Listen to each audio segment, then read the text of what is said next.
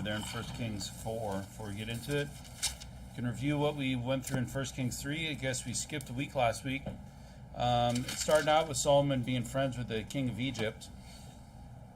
And he basically built a house for the daughter of the king for Pharaoh's daughter.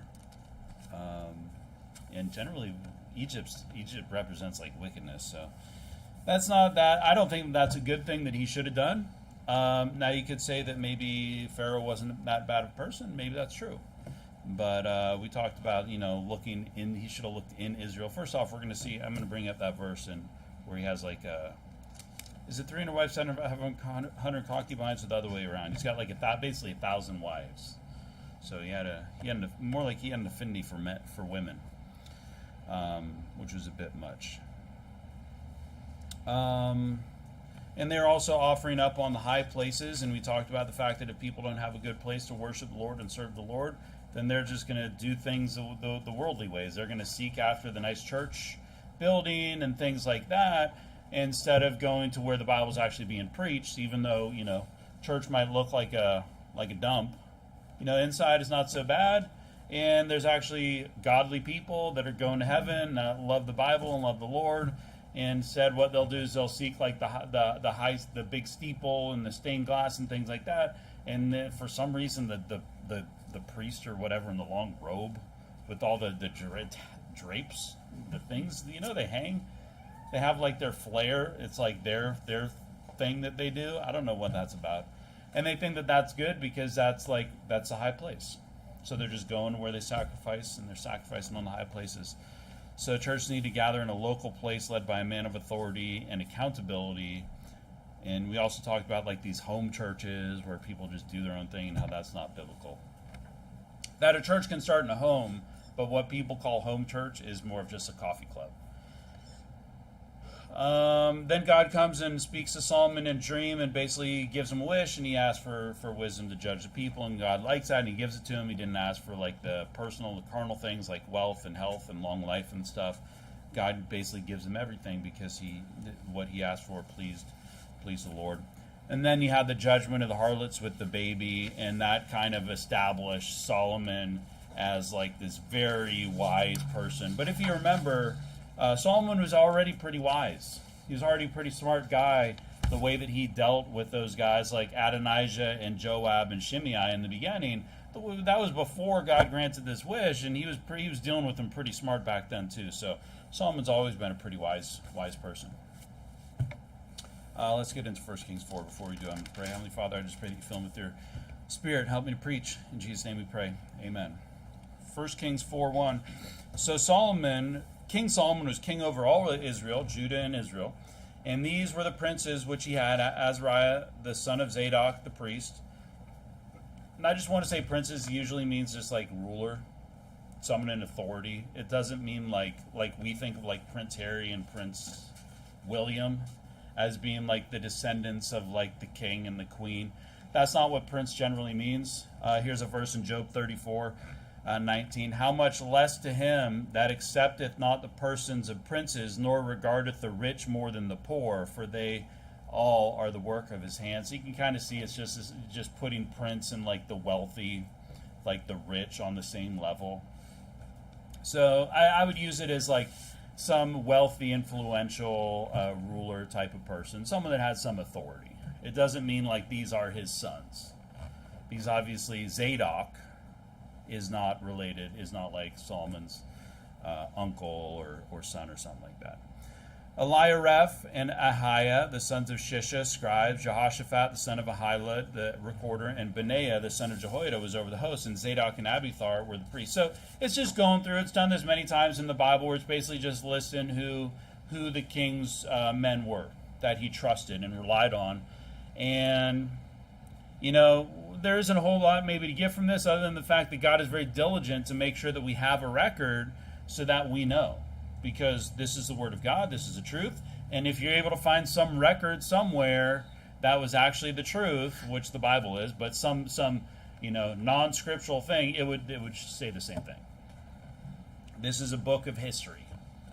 as well. And you see here that Abiathar is mentioned here as one of the priests, but this is really a name only, because if you look in 1 Kings 2:27, we already talked about this not long ago. So Solomon thrust out Abiathar from being priest unto the Lord, that he might fulfill the word of the Lord, which he spake concerning the house of Eli and Shiloh. Remember, he kicked him out because he was yoked up with Adonijah. So he kind of is a priest in name only, but really Zadok is running the show here. Verse number 5, and Azariah the son of Nathan was over the officers, and Zabud the son of Nathan was principal officer, and the king's friend, and Ahishar was over the household, and Adoniram the son of Abda was over the tribute. So this is like his local leadership team that he's got, that he depends on. He's also going to have like this team of officers. It says in verse number 7, and Solomon had 12 officers over all Israel, which provided victuals for the king and his household, each man his month in a year made provision. So I saw this is like the regional managers. This is like so you got like the cabinet or whatever for Justin Trudeau, and then you got like these, what do we call them? The local guys in BC. The premiers in like the different provinces. It's kind of something like that, right? Let's go to 1 Samuel 8. Keep your finger in here. So there's this whole authority organizational structure that the government is being established. This is basically Solomon's government, okay, that he's putting in here. And now what it's basically making it out is the main purpose of all this is to manage the money and make sure that Solomon gets his. That's basically what this is about. And let's look at 1 Samuel 8. And this is exactly what God warned the people of Israel about. Okay, 1 Samuel 8:10 says, and Samuel told all the words of the Lord unto the people that asked of him a king. So remember, when they were like, we want a king, we want to be like all the other nations. And he said, this will be the manner of the king that shall reign over you. He will take your sons and appoint them for himself, for his chariots, for his horsemen. It literally mentions that he's got like 12,000 horsemen in this chapter. And some men shall run before his chariots, and he will appoint him captains over thousands and captains over 50s, and will set them to ear his ground and to reap his harvest and to make his instruments of war and instruments of his chariots. And will take your daughters to be confectionaries and to be cooks and to be bakers. And he will take your fields and your vineyards and your olive yards, even the best of them, and give them to his servants. Now, what's this chapter talking about? It's talking about basically all these provisions that are being taken from these officers to provide Solomon and his operation.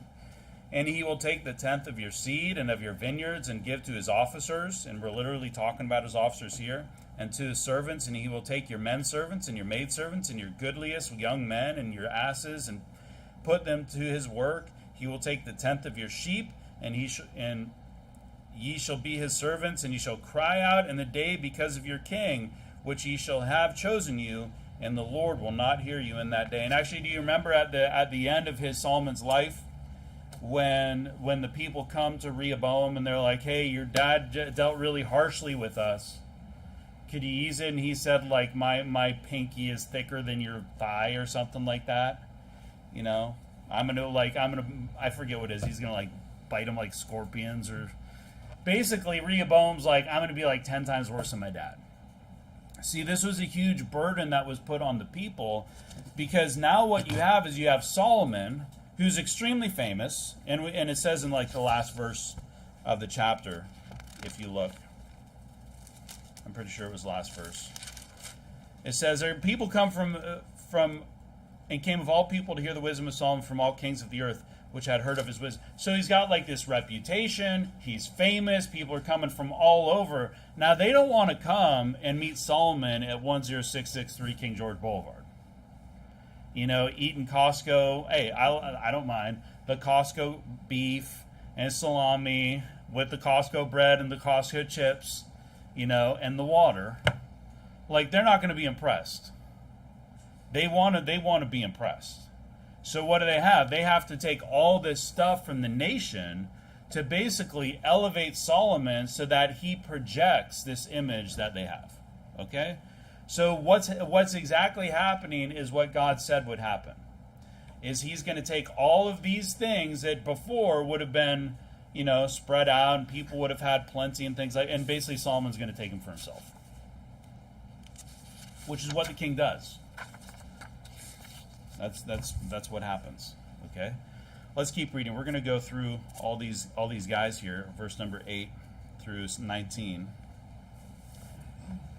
And these are their names. So these are the officers. There's 12 of them. The son of Hur in Mount Ephraim, the son of Dekar in Makaz, and in Shaalbim, and Bethshemesh, and Elon Beth-Hanan, the son of Hesed in Aruboth. To him pertains Succo, and all the land of Hepher, the son of Abinadab in all the region of Dor, which had Taphah, the daughter of Solomon's wife. And you can see here that these guys, who is Solomon? Solomon is probably not going to marry his daughter off to a farmer.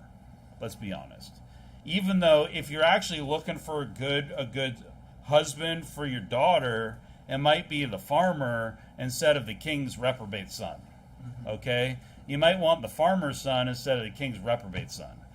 But, there's this whole thing where Solomon is looking to marry his wife off. Because, honestly, what would a father want for his daughter? He would want his daughter to be taken care of, right? Now, if I had a daughter, I wouldn't say I want her to have all the fancy jewelry and all the expensive dresses and to be taken out and live luxuriously. I would want her to just make sure that she has a roof over her head and clothes and food and things that she needs to run her household, and that all these things are taken. That's what a father should look for her daughter, right? That she's going to be in a home that's taken care of. So what's Solomon looking for? I've raised my daughters with this certain level of standard of life. I need to find a husband for them. And so that these guys are wealthy. So he's appointing these wealthy, influential people over. So he's actually married off 2 of his daughters to the sons of the officer or the sons of the officer. We'll go through. There's another one. Baana, the son of Ahila, to him pertained Teaka and Megiddo and all Beth-shean, which is by Zartana, beneath Jezreel, from Beth-shean to Abel-Meholah, even unto the place that is beyond Jokneam. The son of Geber in Ramoth-Gilead, to him pertained the towns of Jair, the son of Manasseh, which are in Gilead. To him also pertained the region of Argob, which is in Bashan, 80 great cities with walls and brazen bars. Ahinadab, the son of Iddo, had Mahanaim. Ahimaaz was in Naphtali. He also took Basmath, the daughter of Solomon, to wife. Baana, the son of Hushai, was in Asher in Aloth. And Jehoshaphat, the son of Peruah, is in Issachar. Shimei, the son of Elah, and Benjamin, Geber, the son of Uri, was in the country of Gilead, in the country of Sihon, king of the Amorites, and of Og, king of Bashan, for he was the only officer which is in the land, the land there of the Sihon, king of the Amorites, and Og, king of Bashan. So these guys are basically responsible for running their region, and they're responsible for providing goods and things for the kingdom to operate in that Solomon needs. Solomon liked a lot of things. He had a very luxurious life. He had to impress a bunch of people. When Queen of Sheba comes, she's just blown away by how things are going with Solomon, how he's being served, how the people are, how they're. You can imagine everything. Everything was just amazing. And I think it was like silver's like nothing. It's going to be to the point where it's like, oh, what is that? You're just decked out in silver. Yeah, we got all gold over here, buddy. Big deal. We got so much gold it almost means nothing. That's what it was like in the times of Solomon. You go to Genesis 14. I just want to look and see what victuals are. I think it's probably just food and goods, things like that. Okay, food, goods. In this, there's a verse that was mentioning wine and figs and grapes. I would say probably bread, some of the staples. There could be other things in there. It's not money. It's not mentioned. It's not when it's mentioned. It's not money. And I'd say maybe it depends on what they were good at here. But I think there were some staples that they were required to provide the kingdom. And I think that it was a burden on the kingdom, it's a burden on the officers and their land. There's going to be some lands where it's going to be more plentiful, and there's others where it's not going to be. Genesis 14:11 says, "And they took all the goods of Sodom and Gomorrah and all their victuals and went their way." So it's just kind of like goods, usually mentioning food, things that are basically bought. So these are things of value that the people would have either consumed themselves in their region, or they would have sold and exported or something like that. Verse number 20. Judah and Israel were many as the sand which is by the sea in multitude, eating and drinking and making merry. So I think there's this big burden on the people of Israel to provide for Solomon and his operation, but at the same time, it was a great time to be alive in Israel. You know, like if you want to go and you want to live back in the Old Testament in Israel, like this is probably the time period you want to go to. It might have been hard work, because like at the end of his reign, people are going to be complaining, but I'll tell you what, it was good. Life was good. It says they're eating and drinking and making merry. There's in multitude. We can go to 1 Chronicles 22.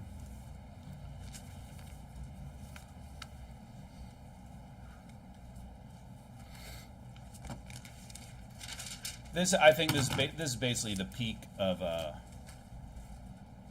kingdom, like during Solomon's reign. 1 Chronicles 22:9. Behold, a son shall be born to thee, who shall be a man of rest, and I will give him rest from all his enemies round about, for his name shall be Solomon, and I will give peace and quietness unto Israel in his days. So it's a time of safety and it's a time of plenty, and it's not because of what David did. It's not because of what Solomon did. It's not his army. It's not his strength or his wealth or his wisdom. You know, this time of safety and the time of plenty is from God. And that's something that God is doing to Solomon, I think, because God loved David so much that he promised this. It wasn't the time under David's reign, but this is from God. So, you know, that's something to keep in mind, is when things are so plentiful, it's not because of what Solomon's doing. It's because of what God's doing. So when things are good for us, we need to understand, like when things are really good in the U.S., whenever you want to think that time was, you know, it's because God was doing those things. It's not because of the government. It's not because, I mean, maybe some circumstances were good. Maybe there were there were a lot of Baptists back then preaching the gospel and reading the right Bible and preaching the truth, and, you know, having some Bible-based laws and things like that, like when the U.S. was founded. Even though the founders were like a bunch of reprobates, I'm sure there's some saved people in there, but Thomas Jefferson is a reprobate. Ben Franklin's a reprobate, okay? George Washington is a Freemason. Oh, but he's saved. Come on. Like, Freemasons worship the devil.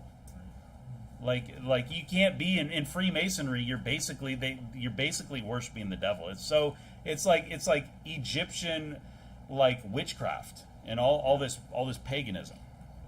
But anyways, there were lots of really godly people at that time. But, you know, the time of plenty back then was not because of what the government was doing. It's because God was doing that, probably for the sake of those godly people that were around. I think that the plenty that we have, even though we might not have a whole lot, it's not because of anything I do or you do. It's from God, right? So we need to make sure that we give credit to where credit's due, and that's to God, not to us. And that's who's blessing. That's why they're blessed. It's not because Solomon. It's because of God.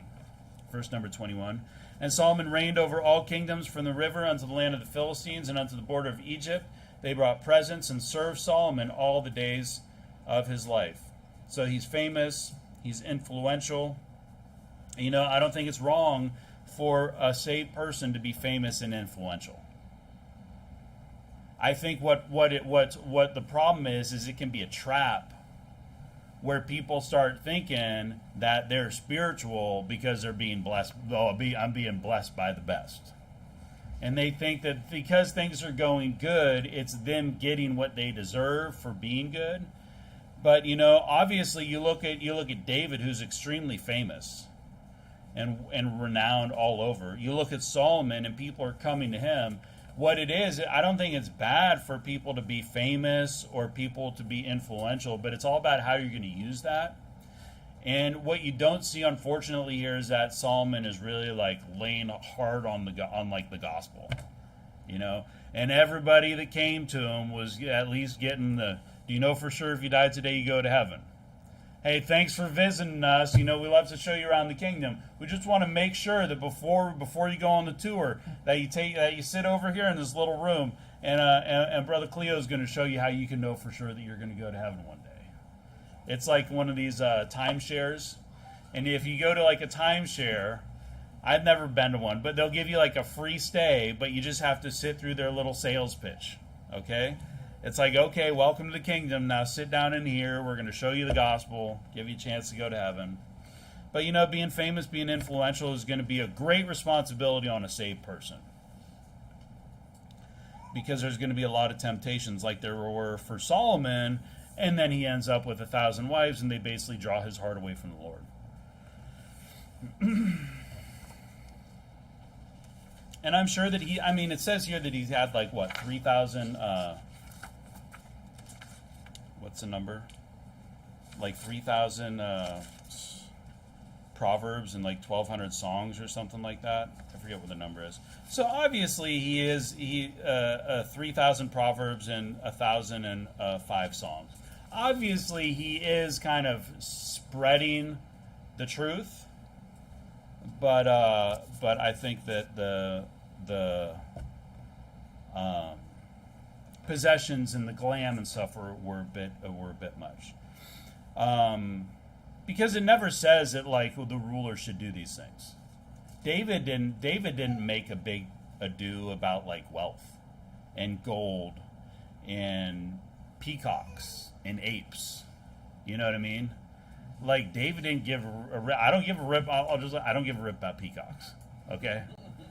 I give a rip. Like, I can't imagine, like, oh, let's get a couple peacocks. We can walk around the parking lot and impress people when they come in. You know? Like, but he was a little bit like that. He wanted to put on a show. He wanted to impress people. He wanted to build the big impressive church. And, you know, it's not about what the church looks like. It's what's about inside. And, you know, the end of his reign, what happens? The kingdom splits. Right? And it's basically downhill. There's obviously some good kings after that, but it was kind of downhill from there. Verse number 22, and Solomon's provision for one day was 30 measures of fine flour. I don't know what that is. And 80 measures of meal. I'm not sure what a measure or a flour or a measure of meal is. Okay, maybe you know what it is. I didn't look into it because I was looking at these oxen.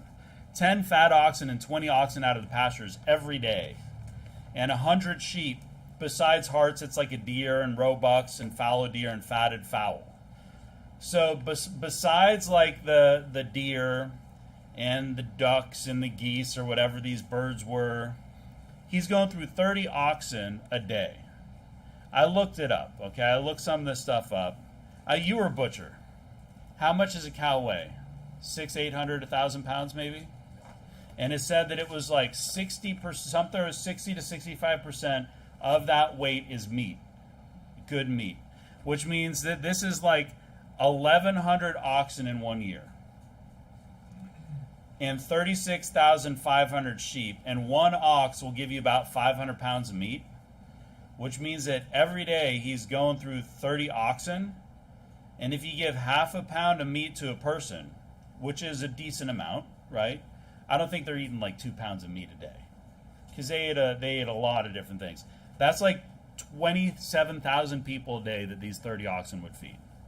So you say, oh, no, they ate a pound of meat a day. That's like still 13,000 people a day. That's a lot. 90 sheep, what I said, that's each sheep. For a 90-pound sheep, it's about 34 pounds of meat. That's another like 7,000 people. So you're looking at like 30 over enough meat for like 30,000 people a day. That's a lot, man. Now, do you think that he was feeding 30,000 people? I think what he was doing is he was like, I need 100 filet mignons, okay? I need the choicest of the choice, because I got this queen and this king coming. I got these really rich people coming, and I only eat the good part, right? I mean, that's a lot. He's not eating like the bits and pieces. You know what I mean? That's kind of what I assume, is that he's basically taking the choices for himself. Now, hey, he's king. Do you want your king to eat like chuck or whatever, some chuck steak? I don't know what we use is we use it as like soup meat, which is still good. You can still cook it up and it tastes good. But like the cheaper stuff, you grill that thing up, it's gonna be like eating an eraser. He's not going to be eating those. You can't imagine, like, you would be like King Solomon. You should eat the best. Obviously, you're the king. But, that's what happens when you got the king. You think, what's it, Biden down here? You think he's eating cheap food? You think Trudeau's eating some cheap food today? Xi Jinping, he's eating KFC. I know that. And when he goes... Well, I forget where he went. They just pull up with like 50 bags of KFC wherever he's staying when he's meeting with, I forget who he met with. But that's a lot of food. And so it tells me a couple things. One, eating meat is fine. Solomon's good. He is a godly man. He just had a lot. I mean, imagine like you're saved and you're in this church and then you like get like $1 billion. Your life might change. At first, you're like, no, I'm just gonna tithe $100 million. Okay, there you go, Church Foundation Baptist Church North. All right, that's good. Got my tithe down. Now I'm just gonna, just go to church and just sit in the pew. And you can be like, this church needs a little bit. It's missing a little bit something. Things would change. Okay, money does change people. But eating meat is godly. I'd say Solomon lived a life of luxury. Because he did have to impress people. I worked at a Swiss company, and they had to, like, impress people. You'd have, like, dignitaries and stuff like that coming in from all kinds of all kinds of governments all over, and they went above and beyond to, like, impress people because they wanted their business, and they won these things, and, and they wanted their money, and so they had to impress people. So he lived this life of luxury. I mean, he's not eating, like, day-old stuff. It's like killed, and in like 20 minutes, it's on his plate. And I don't think it's wrong to eat well, obviously. If you could afford to eat filet mignon every day, I mean, that's fine. But I think that would be a waste of money. Because I think there's some really good cuts of meat out there that don't cost nearly as much. I think it's important that we are able to be satisfied off simple things. And you ever used to hear this thing about like cow farts in farming, all in like New Zealand and stuff like that? I don't think Solomon cared about the environment. He's just going through like 11,000 oxen in 1 year. He's just like, keep them coming, man. I don't think he cared about global warming or any of that stuff and all the methane being from these cows. But there's probably a lot of waste. He probably put a lot of things to waste, and he probably took a lot from the people of these different regions that they could have used. You can imagine that the person like a family could live off of one cow. If they could age it or prepare it, or a community could live off of a few animals, and they'd use like the natives would use like every part of the animal, right? You think Solomon's eating every part of the animal? Probably not. I'm sure in some way it got consumed, but there's probably some waste and things like that. I just say that we shouldn't get used to this delicious lifestyle, right? I don't think it is a good thing. We should enjoy what we have, but he's definitely living in excess, and I think it's a little bit too much to impress the people. A little bit too much to impress people. That's my personal take. Let's go to verse number 24. For he had dominion over all the region on this side of the river, from Tibsah even to Azza, over all the kings on this side of the river, and he had peace on all sides round about him. So there's good times. God gave him this peace. It's not because he was good. It's not because he did well. If anything, it's because of God's promise to David, because David was a man after God's own heart, that this is something that he blessed, that his blessing was passed on to Solomon. And I think, like I kind of mentioned, I think the real thing to see what's the outcome of this is what happened to the kingdom after Solomon, which we'll get into, and it fell apart. The blessing was with Solomon because God promised, but what happened? Did it stay? Did Solomon make the same? Did God make the same promise to Solomon's son or Solomon's grandson? The kingdom split. You know, like what's the verse? I don't have it in here.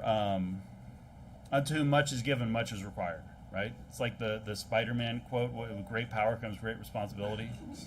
Right? From the uncle. What's his name? Who knows Uncle's name? Uncle Ben. It's his young Spidey. And it's true, though, with a lot of power, if you have a lot of power, it's a lot of responsibility. People always want more power and more authority and things like that. But you know what? More like P. Diddy said, "Mo money, mo problems." If that was his name back then. Sean Combs, right? I mean, it's true, though. When it comes to God, if you are blessed, if you have a lot given to you by God, a lot is required of you. And to be honest, I think that Solomon, he did a good job, but I think he could have done more. Verse number 25, and Judah and Israel dwelt safely, every man under his vine and under his fig tree, from Dan even to Beersheba, all the days of Solomon. That sounds pretty nice, you know. Go to Revelation 20. And I mean, I guess it's a nice thing to just chill under your vine and under your fig tree and just kick back. I guess so. I guess it's like sitting in your field and enjoying your land and stuff like that. You're safe. It means you got like a vineyard, you got land, you have fruit. And you know, I think we probably all long for these days when we can just like dwell in safety, and not worry that like we're going to get canceled for something stupid. We're not worried that, oh yeah, your bank account's been shut down, or you're going to get fired because we got this new tranny executive at headquarters, and they, you know what I mean. But the time will come. Time's going to come in the end. Revelation 26, it says, "Blessed and holy is he." Now we can find our little peace, our little haven here, right, in church. Don't get me wrong. But, you know, we want this also for all times, and we'll have that one day. "Blessed and holy is he that hath part in the first resurrection. On such the second death hath no power. But they shall be priests of God and of Christ, and shall reign with him 1,000 years." There's going to come a time, like when we talked about at AM, we're going to have that body, and we're going to be like him, and we're going to rule and we're going to reign. And I think that's the time that we look for. I'm really looking forward to the millennial reign. I don't know what it's going to be like, you know, but I'm really looking forward to that time. That's like the reward that it's not even like, you know, the jasper and the translucent, transparent gold or whatever it is, and like the new heaven and the new earth. It's like that millennial reign. That's going to be pretty nice. I'm looking forward to that. So it'll come. You know, this was like the pinnacle, pretty much the pinnacle of Christianity. Is during Solomon's reign, when everything was great, peace in the land. Verse number 26, and Solomon had 40,000 stalls of horses for his chariots and 12,000 horsemen. That's a lot. That's a big army. So even in this time of peace, he had this giant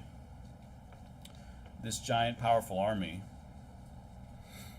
And I was thinking about this, that it would be, I think that might have been one of the one times, you know, when you're like willing to fight for your nation. You know, wouldn't it be nice if we lived in a nation that actually like stood for the Bible and actually stood for truth and had biblical laws enforced? And you know what? Hey, if there was some foreign power that was literally threatening our life and our lifestyle and our way of life, then maybe we'd be like, we're going to go fight for this. You know, at that time it could have been like that, but we don't live in a world like that. Canada's wicked. You know, there's no reason to go out and fight some battle today. You know, the only reason any of these wars are fought is for money for the elitists. And that's not even conspiracy. That's like the fact. Like Ukraine, it's like you hear that they don't even have any ammunition. It's like, where did everything go? Where did the money go? What do you mean you don't have ammo? What do you mean the things don't work? Take these tanks, but don't put them in the firing line. It's like, what? for a photo op? Where's the billions of dollars of this? It's in the elitist pockets. That's where it is. That's what all this stuff is. But without a war, these guys are probably getting a little bit soft. So he's got all this giant army. It's basically just it's for show. It's for show. And it's exactly like it said in 1 Samuel 8, where he's going to multiply unto him like all these things, including chariots. Verse number 27, and those officers provide a victual for King Solomon, and for all that came unto King Solomon's table, every man in his month, they lacked nothing. Barley also and straw for the horses and dromedaries brought they unto the place where the officers were, every man according to his charge. So God is blessing the officers with this bounty. And it seems that there was like every month, like one guy was responsible for providing. So maybe it was something that they had to like prepare for throughout the year. Prepare what's 30 times? It's like 1,000 oxen. They had to raise like these 1,000 oxen and like these like 3,000 sheep, and they had to have like this whole flock prepared for when the time came that they could provide for King Solomon. So they got this great time here. Verse number 29, and God gave Solomon wisdom and understanding exceeding much, and largeness of heart, even as the sand that is on the seashore. God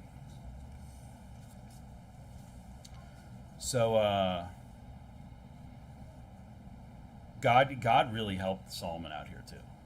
Because God gave him wisdom, he gave him understanding, he gave him largeness of heart. Like, I think that God is like, he's making it so easy for everything to work out for Solomon. Solomon, it's like he doesn't have to struggle for much of anything. Right? I mean, that's the way it seems. God's really on his side, trying to make life easy, trying to make things good. Everything is going for him. And those are the times when, we can't take it for granted. We can't take good times, like I said, we can't take good times for granted and start getting soft and taking it easy and start thinking that we can just do whatever we want and get away with everything. Or in his case, everything I do is right because God's blessed me with wisdom and I have so much, so therefore I can do whatever I want. Like, you still go to church 3 times a week. It doesn't matter how good life is going. You still go soul winning once a week. You still read your Bible. You still do these things even if everything is going good.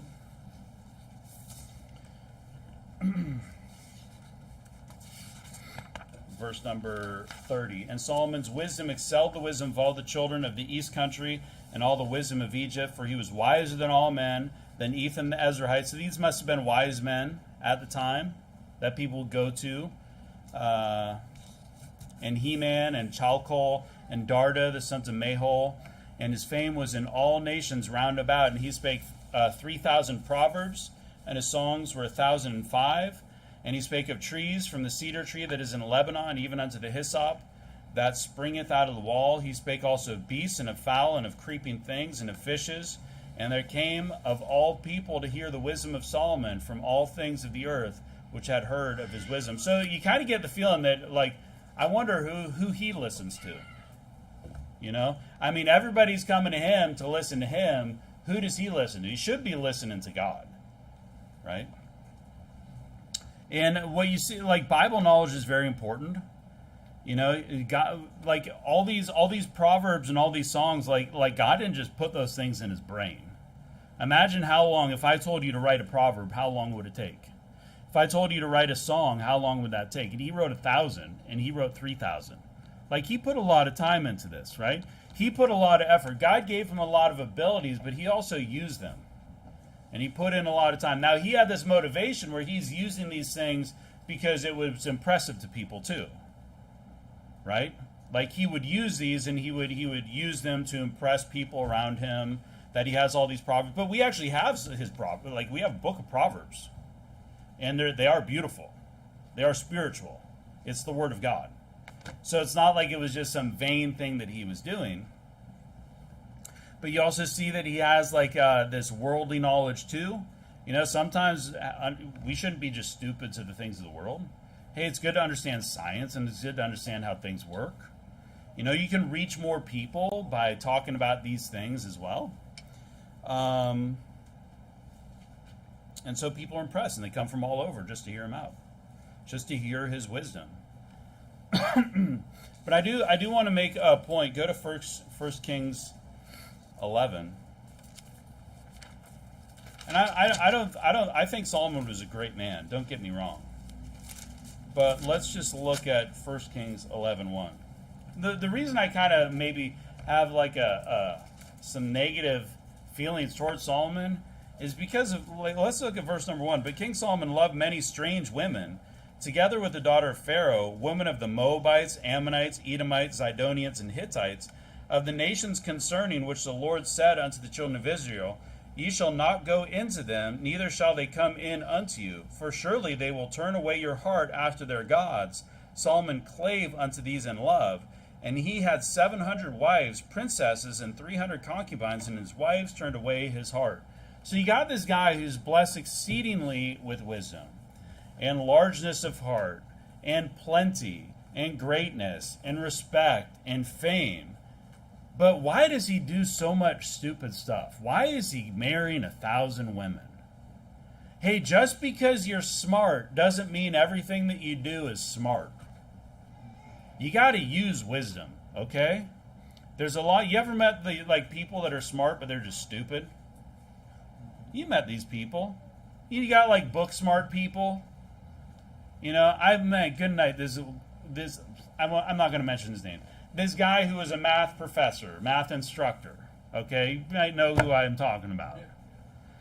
And he teaches math. He got his master's from SFU in mathematics. And my goodness, this guy could not put a bed frame together. And I go, and I have to help him put this bed frame together. And I'm like, Globozo, okay? I have to help the guy put a bed frame together that he bought at Walmart. That's basically you pull it apart and then you put 4 screws in the bottom. And after I do half the work at least, he goes out and he's like, I did it. I mean, there's some people out there that can be book smart and they don't know a dang thing about life. Okay? But you know what? There's smart people that can be really stupid. And if just because God gives you wisdom doesn't mean that everything you do is the right thing. You got to actually, where are you looking? Obviously Solomon, you're looking at it's good to know trees, and it's good to know the environment and good to know nature. But where are you going to judge your life and to determine what path you should walk down? Because apparently it wasn't the Bible, Solomon. Because if you looked at the Bible, you wouldn't have married Pharaoh's daughter, or some Ammonite, or an Edomite, or a Hittite. You wouldn't have had 1,000 wives, Solomon. Just because you can doesn't mean you should. So, if you have an ability, or you have knowledge, don't think that everything you do or everything you say is good. We still need to keep ourselves in check, right? So, I mean, that's kind of God can give some ability, but you need to choose to use it. And he used it when he judged those 2 harlots. That was some good judgment. But it's kind of also this thing where sometimes people, they'll have my dad was a doctor, okay? And my friend my brother and his friend were wrestling one time at my house. And his friend, my brother's friend's dad was a wrestling coach. So he puts a move on my brother and hurts my brother. And my brother's like, oh, Dad, it hurts. Oh, my dad's like, it's fine. It's fine. We sit down, we eat dinner. My brother's still complaining. And eventually he's like, okay, we'll go to the hospital. He takes him to the hospital. He's got a broken collarbone. I've never broken a bone. I understand that breaking a collarbone is pretty painful. Sometimes people have these rules for others and different rules for themselves. It'd be like a pastor having rules for you, but the pastor behind the pulpit doesn't have to live by those rules. I can do what I want. The doctor can be an amazing doctor for the community, but when it comes to his family, he's like, you're fine. When he's got a broken bone. Solomon could judge, and someone could come up to him and say, should I marry this Edomite woman? And he'd be like, what are you, nuts? Marry from a woman from Israel. I mean, what are you doing marrying some Edomite, some heathen? You know, but then it's for him, it's like, no, this is okay because I can, whatever it is. What do I have here? Okay, Luke 12:48. We can go there. I already kind of mentioned it. That's kind of my. I mean, I think that Solomon was a great man, but I mean, it's just really disappointing when you have everything going for you, and it was kind of like it could have been different. It could have been different. Solomon's probably a greater man than I'll ever be, not just because he was blessed by God.